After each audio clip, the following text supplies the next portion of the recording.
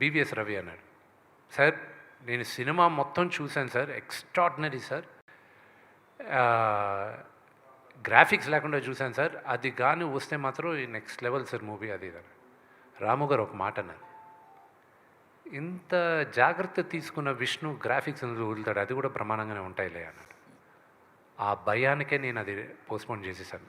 This is no way I can do it అని. ఈ రోజుకి కూడా టెక్నికల్గా మా డైరెక్టర్కి, ఎడిటర్కి, నాకు మేము సినిమాలో చాలా అద్భుతమైన సీక్వెన్సెస్ సాక్రిఫైస్ చేసాం. బికాజ్ మేము అనుకున్న లెవెల్కి విఎఫ్ఎక్స్ రాలేదు. కానీ ఇది నాకు ఒక గుణపాఠం, ఇది పెద్ద గుణపాఠం.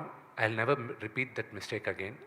బట్ సినిమా చూసేటప్పుడు చాలామందికి అది తెలియలే. అందుకే మేమందరం ఈరోజు మార్నింగ్ ఎడిటర్ మేము కూడా చూసుకొని ఎవరు పట్టించుకోలేదు అవన్నీ కరెక్ట్గా అక్కడ వెతుకుతారు. ఇంక ఇప్పుడు అది 2 weeks తర్వాత చెప్తాను. అది మీరు ఎతికినా మీకు దొరకదు. ద రీజన్ ఎందుకు దొరకదో కూడా చెప్తానండి.